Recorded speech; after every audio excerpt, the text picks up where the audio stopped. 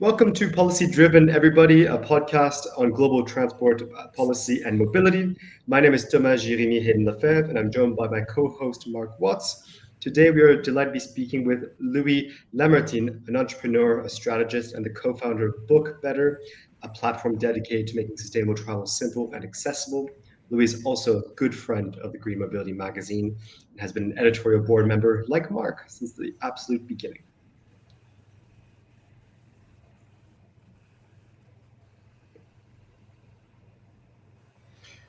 So is it worth me just saying a few words there by way of introduction? For sure. Maybe Louis would come in as well. For those of you who've seen this before, I apologize, I'm going to repeat what I've said in previous podcasts, but I've had the pleasure of working with Tom, not particularly on the Green Mobility magazine, but also on these podcasts. I'm a public affairs consultant in Brussels, focusing on transport and energy. And just to throw it in, because I think it's useful background, is I did a 10-year stint in the European Parliament as an MEP on the Transport Committee. And as everyone knows, I'm obsessed with transport and making transport safer, smarter, and cleaner. So that's me, Tom. So, but over to our special guest, Louis, maybe a short introduction, if you don't mind. Yeah, so I'm Louis, based in Brussels, working for BookBetter, and in my previous career, been doing a bit of strategy consultancy as well in the transport industry, in the aviation industry, and then from there started working with Inicio, a strategy consultancy in green hydrogen and derivatives. So there I worked on decarbonizing the transport industry as well through green hydrogen, and then started co-founding Moonlight Express, now European Sleeper, so a night train operator. And after that, now working on BookBetter, so bringing sustainable aviation fuel and that type of solutions to the world and to the consumers. Voila.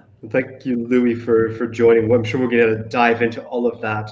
But before we really do, I realize we're recording this on the 7th of October, so it feels like an eternity since we were on holiday. But in reality, it's probably been about a month since we've all been back. I'd love to know, what did you guys do over summer, and how did you travel, most importantly, to your summer destinations? Mark, how about you? Okay, thanks, Tom. And yeah, it seems like a long time ago now, but as you say, it's only really in Brussels, at least, sort of the new term only started 4 or so weeks ago. Seems like a long 4 or so weeks. But yeah, going back to my holidays, so I consciously this year made an effort to try and travel more sustainably. And it was an interesting experience. So with my daughter traveling to the south of France, we looked at the train option, and it was almost double the price of an airfare, double. And maybe because I didn't book a year in advance or something, but again, that's life isn't like that. So we flew, and then we got the last bit of the journey by using a train. So we combined, and also using taxis and Uber pretty successfully. So multimodal journey, but mainly sadly flying, but used a bit of French rail at the end of it. But I did go to the Baltic states as well, and that was more interesting. So I, again, did plan that one to go by route. We flew to the Baltic states. That was harder to get there by route, but determined to get by train from Riga to Tallinn. And we were excited to learn that the timetables are now aligned. You can't get a train across the border, but you don't have this sort of 7-hour wait anymore. It's about a 45-minute wait or something. And that worked really, really well. So nice, very pleasant journey from Tallinn, from Riga to Tallinn. It took several hours, pretty slow train, but it works. And you change to the border, not much in the way of information, but it sort of works. I mean, everyone seems to know the timetable, even if they don't display it. My only criticism is, I mean, it's very congested. It's just a little 2-carriage train. But as we're going on that journey, next to the train track, they're building Rail Baltica, which is a multi-billion euro project that will link all the Baltic states with a high-speed train. However, I mean, so I've got train envy. Why can't we use that? Because it was supposed to be completed by 2025. So it's running at least 5 years late. It's a European funded project running at least 5 years late.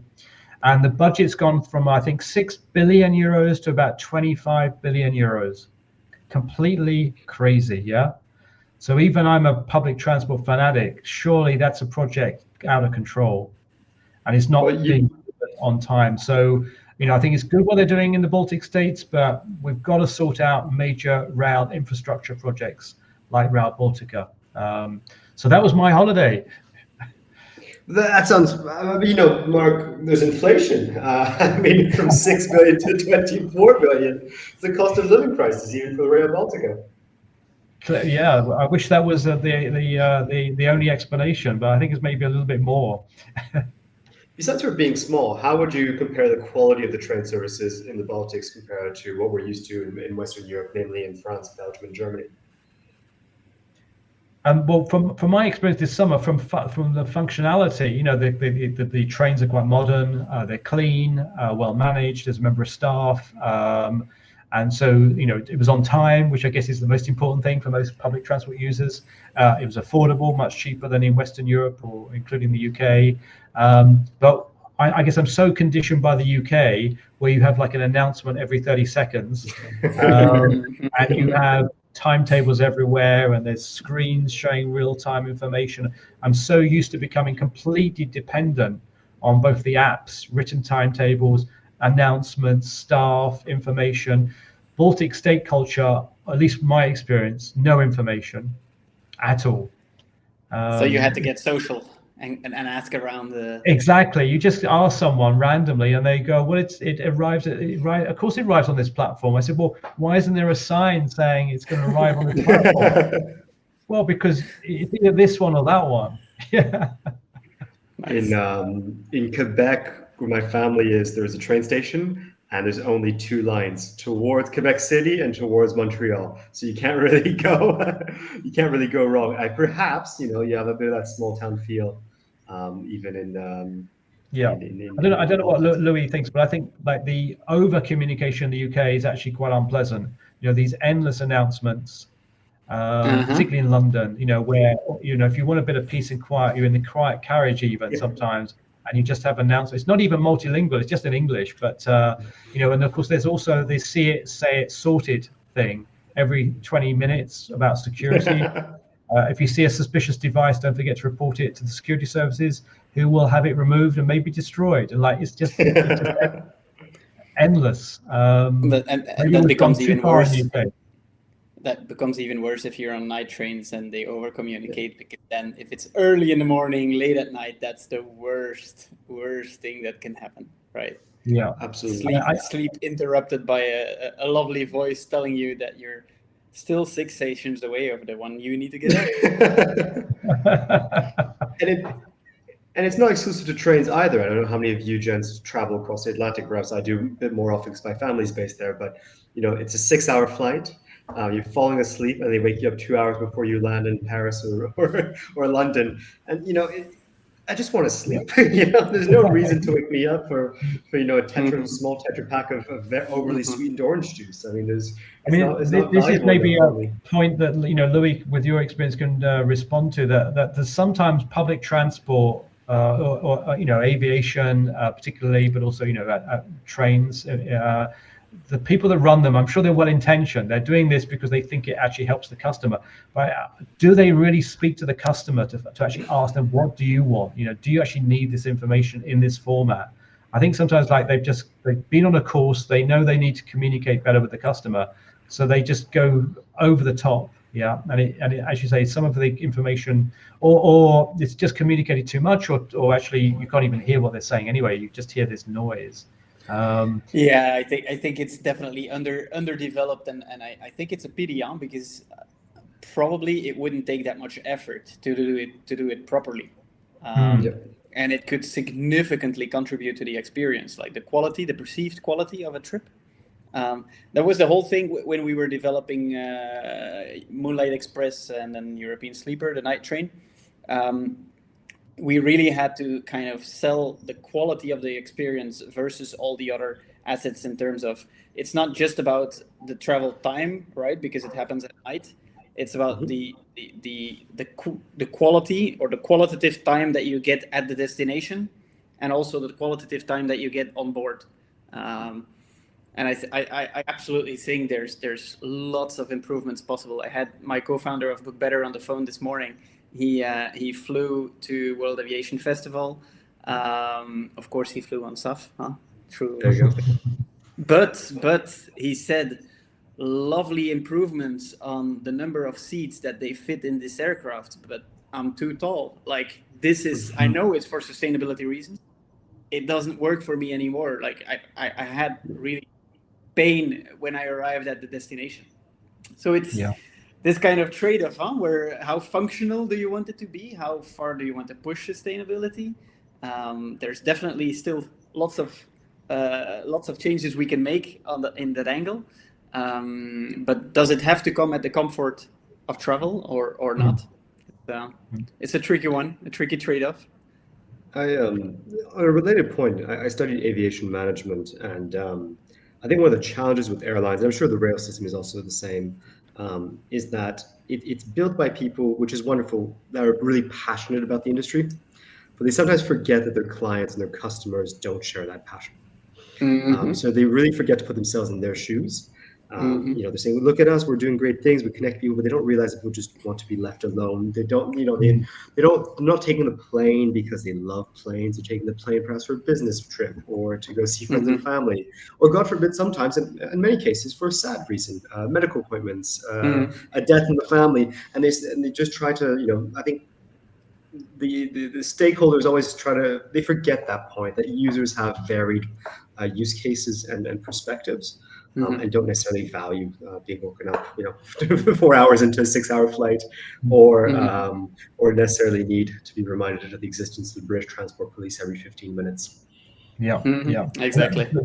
So Louis, tell us about your amazing summer adventures. I'm sure it was full of night trains and cross-border journeys and beautiful new routes that were opening up, or was it more mundane? So my holidays, how I wished them to be, it was definitely night trains, like only night trains. But it wasn't the case. So I became father for a second time in May, which is of course always a happy and positive thing. It also Congratulations. Congratulations. Thank you. But putting a 2-month-old baby in a night train was not going to be pleasant for the other travelers, nor for my wife. I'm not putting myself in that list because I am sure it's lovely for me. But no, we did something else. We borrowed the camper van of my parents, and I found another challenge, and that is to go check out all of the HVO 100 stations selling biofuel, and literally trying to chain one station to the next, not to have to refuel fossil fuel. And so we did that all the way to Norway, then through Norway, and then all the way to France. So that was a 2-month journey. I did a little bit of remote working, of course, just to make clear that I didn't take 2 full months. No, but it was amazing. I mean, I've always said that Italy and France are the most beautiful countries of Europe, but I hadn't visited Norway before. And now I have to change that list. Norway is on number 1 now. Absolutely. Wow. How about you, Tom? What did you do this summer? I'd love to talk about what I did this summer. I have one simple question. I don't mean to be indiscreet. Was it much more expensive to travel the way you did using HVO 100 versus fossil fuels? Now, it's super interesting that you asked the question. Not necessarily. It depends on the country. So I refueled in Belgium, and it was about 20% more expensive than I was in Germany, and it was exactly the same price, like 0 cents more biofuel versus the fossil diesel. And then in Norway, it was somewhere in the middle. So I'm still digging into the numbers because, of course, the purpose is to do some analysis on it. But I'm pretty sure that there's different pricing policies of the different refueling stations behind it. I need to put a disclaimer immediately. None of all the additional money that I spent has led to less absolute CO2 emissions. Okay. Because all of it is just to comply with European regulations. So these fuel stations had to, well, the distributors had to sell these quantities of biofuels anyways. And now they've done so to me as a more sustainable customer, but actually I have been subsidizing all the other ones that should have also paid for a little bit of biofuels. So it's good to have that disclaimer before the listeners suddenly all think we need to switch. Yes, it's great to switch. You show that there's demand, but in absolute grams or kilograms or tons of CO2 emissions, as long as we're below this threshold of the European regulation, we're not reducing carbon emissions. So don't drive around for 200 kilometers just to find an HVO 100 station. Don't do it. Not worth it. And as a sustainable consumer, what do you think is stopping us from going beyond the bare minimum that's required by law? What's the déclic, as we say in French? What's needed to go that one extra step? What's needed? Well, of course, if the price would be the same, it would be easy, right? That's one thing. Another, maybe a little extreme viewpoint from my side, it should not be allowed to sell HVO 100 the way it's sold today. It should just not be allowed, because anyone who buys it now, I'm pretty sure that most of them don't realize that there's no absolute CO2 emission savings. And so you're asking someone to pay more, but there's no absolute effect in the end. So according to me, regulatory targets should be fully blended in. And then, because now if you find out, you do this for a couple of weeks, suddenly you find out that it actually doesn't make sense. You get hyper frustrated. You don't believe anything anymore. You don't believe any HVO 100 solution that comes out in the future. And that's a little bit the issue with the airlines as well. Selling economy, green, etc., blending in sustainable aviation fuel. This is because other passengers will not have to pay the premium for what is obligated from the European regulation point of view. So if we don't explain that it's not additional, then I fear the moment that the mass market finds out, like it's just bad publicity and makes it even harder to go for transformation in energy transition. So to drill more deeply into this, because I think this is touching on such an important issue, Louis, and I must admit, I confess, I still haven't completely got my head around it, because you're sort of challenging the whole thing, turning the whole thing upside down, and saying the reality is you're not really buying sustainable fuel. You know, they're just using your money because they're required to provide anyway. So maybe talk me through, if you don't mind, and maybe for some of the viewers as well, exactly why you think what you're doing is not really what is being portrayed by the provider. And then maybe the second more challenging question is, so what's wrong here? Is it a regulatory failure? Because that's what it sounds like to me. I mean, how do we even get into this place? And then maybe we can discuss how we can learn lessons and put it right. So maybe just talk me through again, because this is pretty fundamental for aviation. How it works. Why isn't it working, and why is it if people found out what was going on, they wouldn't want to do it? That's pretty serious situation. And then what's causing that failure? Yeah. So first of all, there is biofuel going into my camper van, right? So the physical molecule that I have been fueling, it's 100% biofuels. So there's no lie there. Now, the only question is, if I would not have bought, and nobody would have bought that quantity of biofuel, would it have been put into the system anyways or not? And there the answer is that yes, it would have been put into the system anyways, because European regulation obliges fuel suppliers to blend it in. So there's nothing additional. But as a consumer or someone going to the pump, you believe that if you have a choice between two products, and one is 100% biofuel and one is fossil fuel, then you do expect that the one with 100% biofuel is doing something positive for the climate, right? But actually, in grams of CO2 emitted, fossil CO2 emitted, whether you buy or you don't. It's There's the no same difference. quantity of biofuel and the same quantity of fossil fuel that is being put into the system. It would just, if nobody would buy it, or it would not be allowed to sell it this way, it would have been blended in to all of the fossil fuel. And so everyone at the pump would pay partly for the fossil fuel and partly for this biofuel, the mix of both. And that's the big difference of the two stories. Now, is it a regulatory failure? I don't see it as a regulatory failure. I mean, regulation, yes, as hard as Europe tries to push it to find every single potential failure and put a stop in it. But it's also these fuel suppliers that, of course, make it a lovely game of trying to find all the smallest loopholes and use them until they're stopped, right? So I think now that we know better, we should just do better. And for me, it's not about saying that you cannot sell HVO 100 separately like they do today. But it's about transparency. Like, then it needs to be mentioned on the publicity or on the pump or wherever that this is not additional. This is not leading to additional CO2 savings. People should be aware, right? Yeah, absolutely. So that's a little bit around the communication or regulation around the communication. Now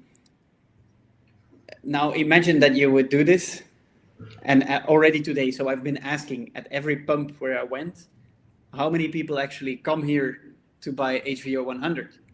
In the Nordics, it was pretty fine, but here in Belgium, I've been at one of the stations that actually stopped supplying it, but it was still in the system saying that it would be there. So I went there and they were like, yeah, we stopped that 6 months ago because there was on average one customer per week. You need to imagine that they actually save a full storage tank underground and a full, like a pistol. And there's limitations in many places. There's limitations on the number of pistols you can have in a certain city, for example. So it means you give up one pistol of other fuel to be allowed to sell the HVO 100. If nobody is voluntarily buying it, it's not going to happen. So I do fear that if we would make it more strict, that it would not even be available because there's hardly anyone today aware of the existence.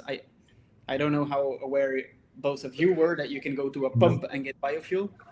I have the impression that anyone I talk to in the field of energy doesn't even realize that it exists. And I still also, side note, if you can go for electromobility and it makes sense on a total life cycle analysis, then you should not go for biofuel.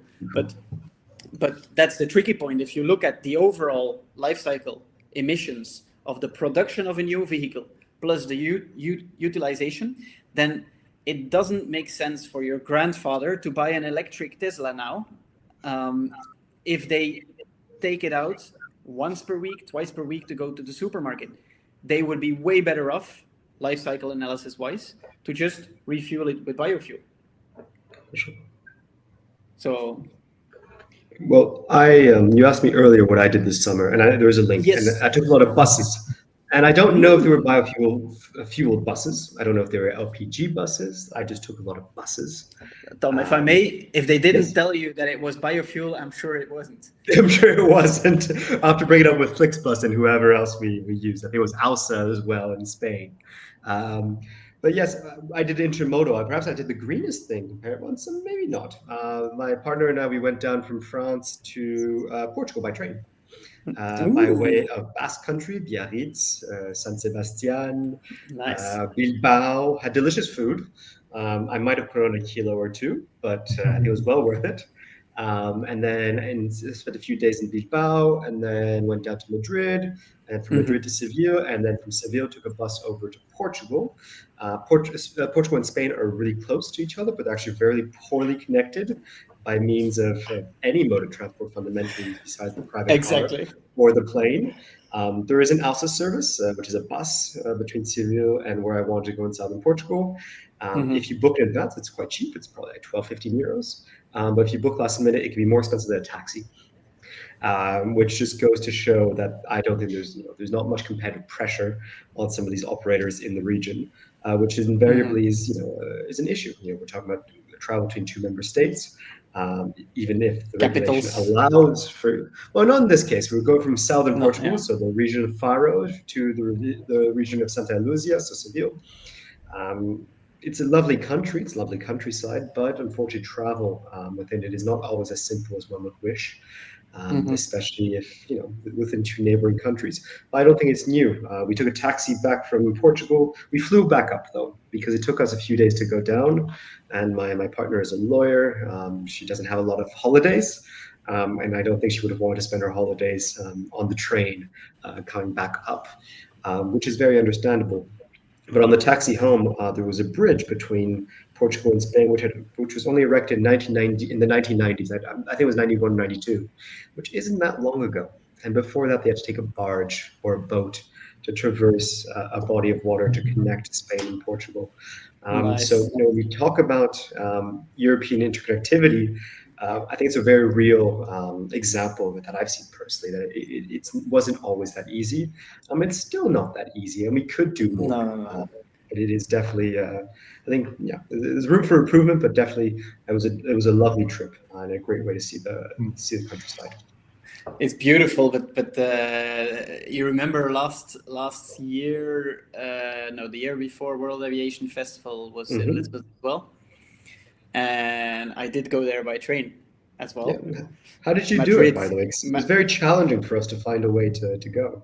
It was. It took me 2 full days of train, with an overnight in a hostel in Madrid, and then the train between Madrid and Lisbon. That's the big joke of interconnection between capital cities, because I took eventually, I think I took 3 or 4 trains, but the one that really crosses the border is like a bus on rails, like a tiny little diesel bus, and then they, from the moment you board, they say, we don't guarantee any connection, and then they try to drive as fast as they can to try to get there in time so that you can still jump on the train to Madrid and on the way back.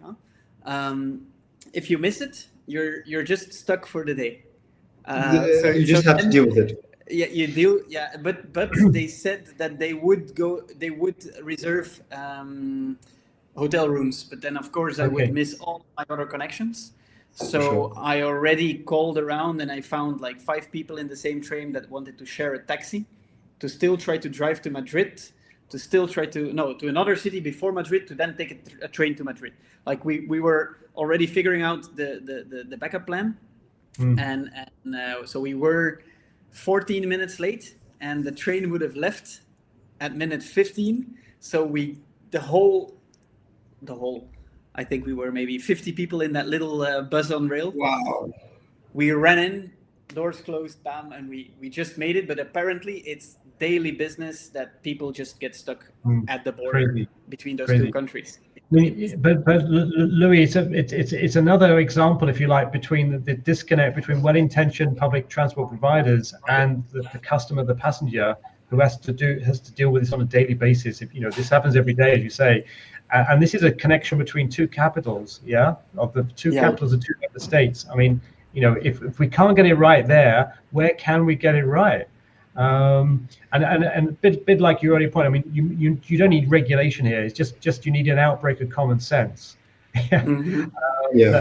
Surely you hold the other train 5 minutes back, so you make the connection. But I guess you're dealing here with 2 different rail operators. The incentives just aren't there fundamentally. And the incentives aren't there. And don't you think that there's also political pressure to not connect these both capitals? Surely not. I would think that if there's a political will or a wish, it would have been solved long ago.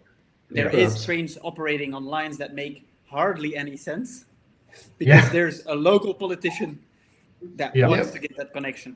Are you suggesting, Louis, that all politics is not rational or evidence-based? I am suggesting that the human being is not the Homo economicus that we often perceive it to be. And indeed, I think it's not all that rational, no. You know, whilst planning this podcast, I want to ask you, what do you think, based off your background, what is the most, real world barrier to making travel more sustainable? And before I give you the chance to answer, I think I've outlined a few. One of them is cost. We've established that there's a 10 to 20% difference. Mark said to go to the south of France is hundreds of euros for you and your daughter. On my part, for my girlfriend, I wasn't actually that expensive. It was 150 euros to go down between all of our transport. So some train from Lille to the south of France, and we took a few buses. But that excludes our hotels. Now, and the worst part, though, and I think the most challenging, is the time. You mentioned it, to go to World Aviation Festival in Lisbon 2 years ago. It took you 2 days to go down from Brussels. We took about about a week to go down. But that was by choice. I think you can do it down in 3 days if you really rushed it. But I think one thing that, I don't think everybody needs to travel within 3 hours, but sometimes it feels that the connections aren't fast enough for business travelers to particularly take advantage of them. At least that's my view. Louis, you have a lot more experience in this. What is your view on what are the biggest barriers for sustainable, perhaps in this case, business travel? The biggest barriers for the business travel. Now, I wanted to react on making the connection better. Sure. There is this principle that says that the more connected we are, the further we travel. So in absolute terms, rather than us spending less time on travel because travel becomes better and faster, etc., we just travel further, right? So it's a little bit of a story about growing consumption and it's a paradox in some sense. It's a paradox, and it's at some point it's a little bit a story about overconsumption, right? And I find it super beautiful how COVID certainly changed the paradigm on business travel, right? Because it was impossible to do certain meetings virtually. It was not allowed, not accepted, etc. And suddenly it's possible. Yeah. So from that point of view, I think once in a while a paradigm shift for both individuals but also for businesses. It's not bad to kind of be more mindful about the trips. I think employer flexibility, of course, helps. If the employer has a clear travel plan on our policy to support the less polluting options, being it the trains and allowing you to take a little more time, paid time to go to a certain destination. But also when it comes to the use of sustainable aviation fuel, for example. One of the tips and tricks we always share with anyone who's a service provider that has B2B customers, you just add to your contract template that all travel costs will be re-invoiced, including surplus cost of 100% sustainable aviation fuel. And typically, if you blend it into an end product, this additional cost of SAF is negligible. And in terms of footprint for your business, it's huge. If you're a services business, then probably between 60 or 80% of your carbon footprint, at least, is due to international travel. I get it that as a business, you don't necessarily voluntarily want to pay for this, but if you chop it up and you let your customers, you blend it in and you let your customers pay for it, it becomes more digestible. Absolutely. And it's also, you mentioned more flexibility. I know Mark and I, we took a trip to Germany last year. We took a train. It was quite far. Went to Hamburg, if I'm not mistaken. It was 6 to 8 hours from Brussels. Yeah, it was. Yeah, and we sat down in first class because it was 12 euros more expensive than economy, or something of the type. And you can work the whole day long. I mean, there's no real cost to that. There's no real loss of productivity, as long as you weren't planning to do an in-person meeting or perform surgery. You can do your emails. quite comfortably, especially if you pay the €12 surcharge or €11 surcharge, whatever it is, to sit Well, down. I think, but I think that example is a good one. But I think the trouble is, if for business people, that's the exception. I think most of Europe is not like that. It's not like the Central European Benelux area. We're dealing with a lot of peripheral areas that don't enjoy that connectivity, East and Central Europe in particular. And if I can if it's still fashionable to do this, raise the Draghi report. It really highlighted how I refer to COVID, Mark. So yes, exactly. Okay, yeah, I'm allowed to go back. Not outdated. Yeah, exactly. It's not prehistory yet. Draghi made the point that Europe will never be competing against a United States of America or China until we sort things out like cross-border rail travel. I mean, he actually makes that point, I think, in his introduction and letter as well. I think that he made the point as well. They tried to make some of their work on the train going across Europe, and they couldn't even book the trains. Yeah, they couldn't even get cross-border tickets. It's there's no clear issue of passenger rights across borders. If one is delayed, what happens, as you were saying, Louis, with your connection? Like it's just an added level of complication. A lot of businesses are just not willing to add to their costs. So I mean, again, this debate has been going on for some time now. I understood there was another strategy coming out of the Commission this year on high-speed trains and cross-border trains and maybe night trains. But surely we're beyond that point now. So like Louis' view on like what can we all do to help? What can businesses do to help? What can the regulators do to help? I mean, I don't know whether we need another strategy. I mean, we need something a little bit more, pragmatic and practical, don't we? Than another plan. What is I guess one thing that people suggest to me is, why can't we at least agree what the carbon emissions are for a car versus the train versus the plane? Because there is no consistent measurement across the board of the different modes in Europe. And the counter emissions EU proposal that I understood was going to try and address that's stuck in negotiations and may never come out, I'm told. So, I mean, we can't even agree between us on how to measure the CO2 or the GHG on comparing one mode against the other. I mean, so they're the negative points, Louis, but inspire us, give us some hope. What could we do that would actually make a positive difference? You asked for hope. Yes, absolutely. I was going to give you my opinion, but then you. No. I just want the good bits. You want the good bits. Well, let me first start with the less good bits. I definitely think that. We don't need new plans, more plans, etc. I think it would be amazing if there's ways to just, through transparency, try to kill diverging lobby positions. So through transparency, trying to stop this endless push that makes everything immobile. Like it makes so hard to change anything because there's those clear industry interests and they are not being voiced in a very transparent way often. And I think you both probably know better even than me, because I have not been that active in the Brussels policy sphere as both of you are. But on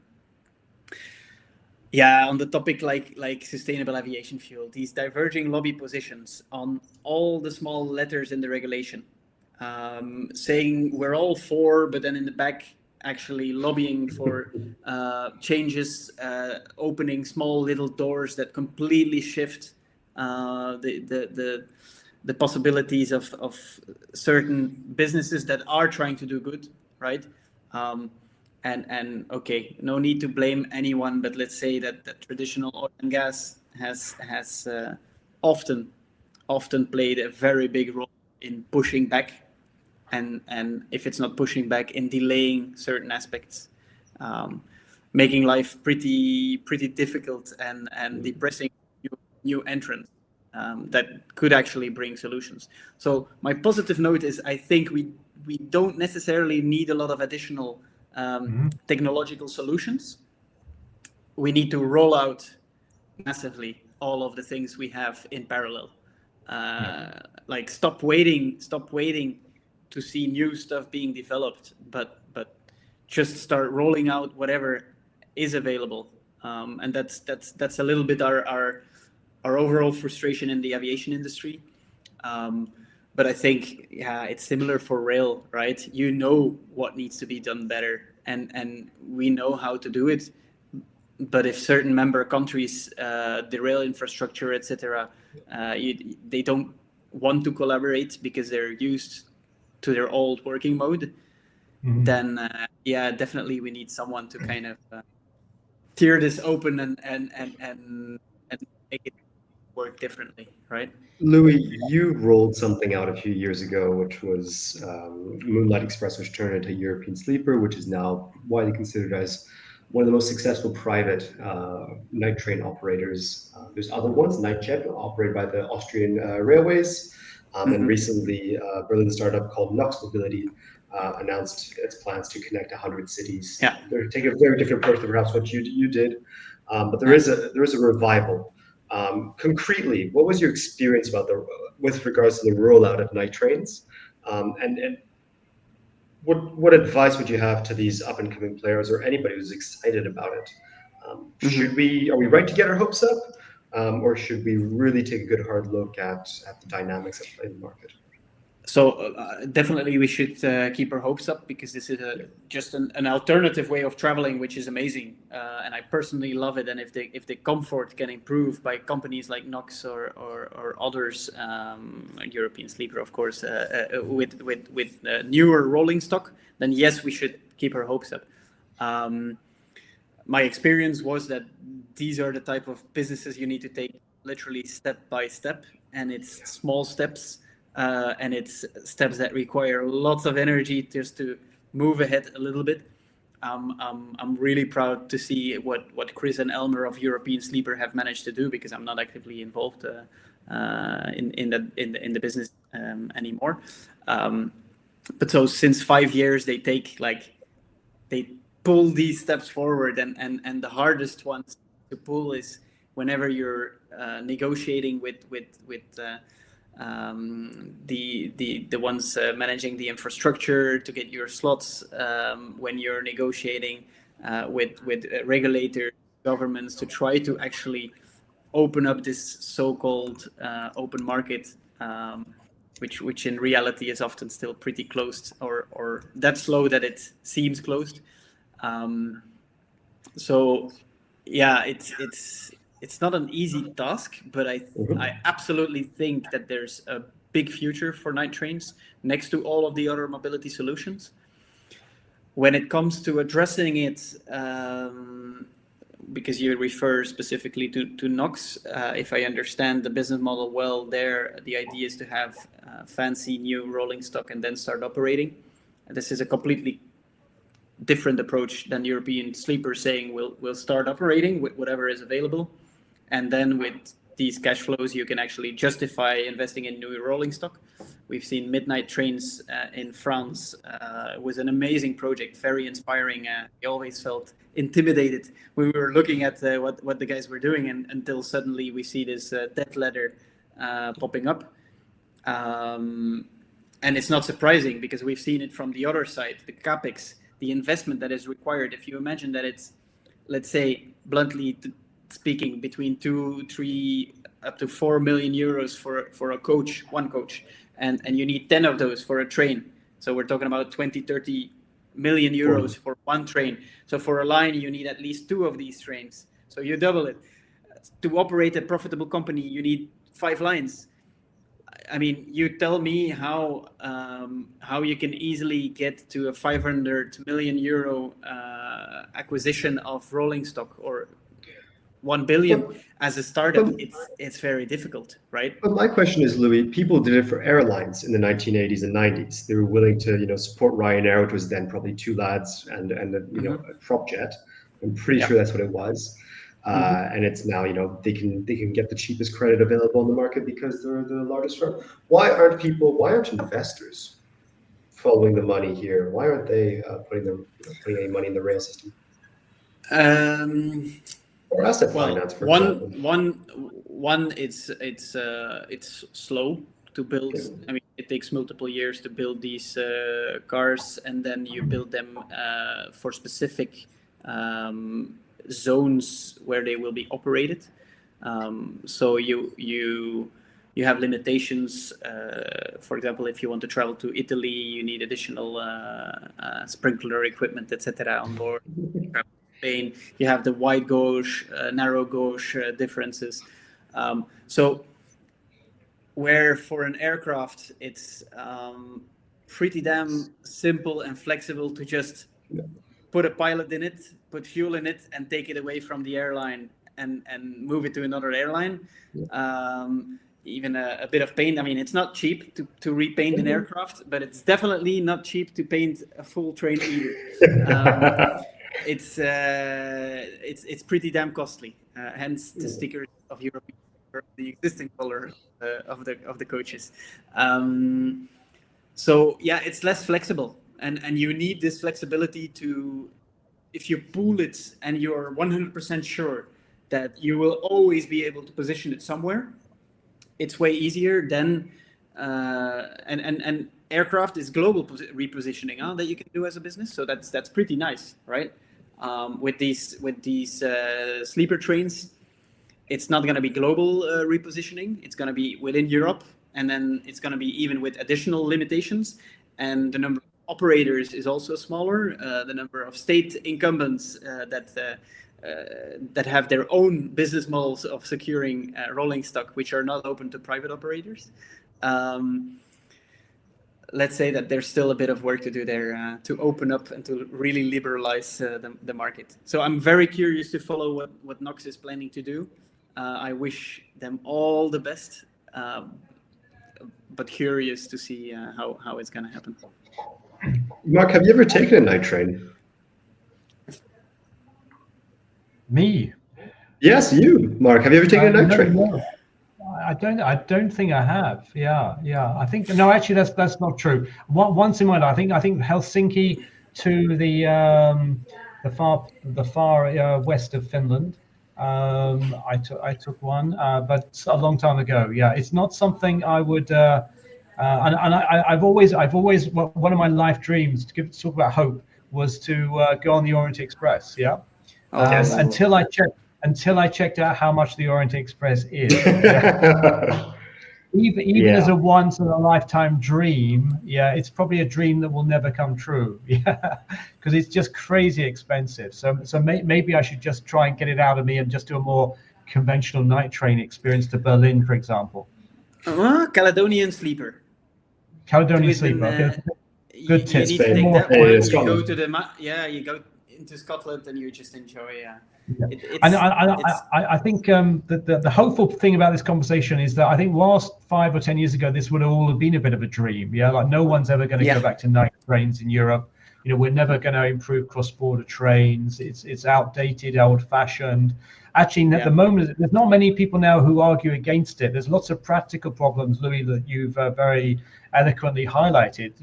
Really big problems. But the consensus now is let's work slowly, chip away, and overcome the problems. And that's a beautiful place that we've got to in terms of European policy. That almost everyone agrees now. We've got to have more night trains. We need more cross-border services. We want to encourage not just tourists but business people to use them too. So that should fill us with hope. That we are traveling at last together in the same direction. Despite the lobby, as you say, Louis, despite the lobby often within the rail industry, let alone other competing modes. Louis, you've given up night trains for now, mostly, at least actively. And now you work in the tech world in some way, a travel tech company with BookBetter. Yes. It's all with sustainable travel in mind, I imagine. Yeah. Why don't you tell us about it? What led you to start it? What is it, and what led you to start it? And what were you at? So very easily said, BookBetter is an online travel agency that makes it as easy as possible to find the least polluting travel option. And we pick these words very carefully because including trains. including trains. Yeah. So the idea is actually that you search, and it's mainly at this stage for the longer distance travel. You search from Brussels to Lisbon, and in the search results, you actually immediately see the flights including 100% sustainable aviation fuel. So accounting for 100% sustainable aviation fuel. So we calculate in the price so that you can honestly compare the least polluting flight option with the train options.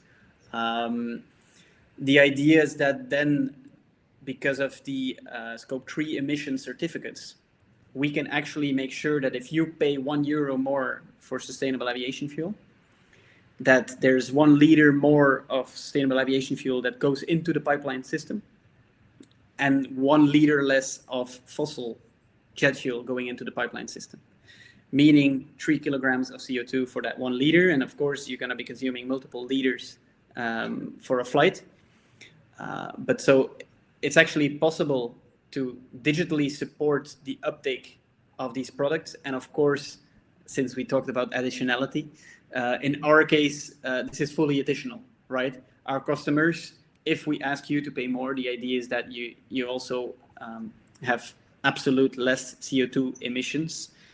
It's the only solution for now within the aviation industry to actually change the emissions, because there's the existence of offsets and planting trees, which I love nature and I think we should definitely plant trees, but it has nothing to do with the CO2 you're emitting with your flight, right? Through the sustainable aviation fuel or contrail avoidance, I'll get to that in a second. This is different. You're taking action within the same industry where you're causing your emissions. And that's what needs to happen. Easily said, emissions of aviation today is estimated at around 2% of all CO2 emissions. But depends on who you ask. Then expected, contrary to all the other industries, it's expected to grow. The aviation industry wants to triple by 2050. This is huge. And this is not possible with the current emissions. And then they're not even taking into account the non-CO2 effects, which is these contrails. The lines you see behind an aircraft, they actually have a climate effect, sometimes positive, sometimes negative. So sometimes they have a cooling effect if it appears in the morning, because then it reflects radiation towards outside of our planet. But if it happens in the afternoon and it stays for the whole night, it's actually a blanket and it traps the heat. So also there within our platform, we try to sensibilize and educate people about the risk of contrails appearing on certain flights and trying to put that into the overall solution. But so, yeah, anyone we can put on a train instead of a plane will definitely show them to that decision. But then for the business travelers, for example, that just cannot, that when there's no option, we want to make it as easy as possible. A simple search, book, pay, and that's it. No 3 different websites, no Excel sheets to compare if a stopover with an airline with newer aircraft is actually causing less emissions than a direct flight with an operator that has older aircraft. That type of stuff. Have you found any challenges in accessing operator information? Because this is something we hear a lot about in Brussels. It's transport operators don't want to share with OTAs, or I live in France. I use SNCF Connect. It's very useful domestically. Internationally, not so much, and it apparently depends on the day and the week and the second you ask it. Have you faced any challenges, or have you found a way around that without giving away your trade secrets, of course? It is challenging, but let's say that at this stage of our development, it has not been the limiting factor.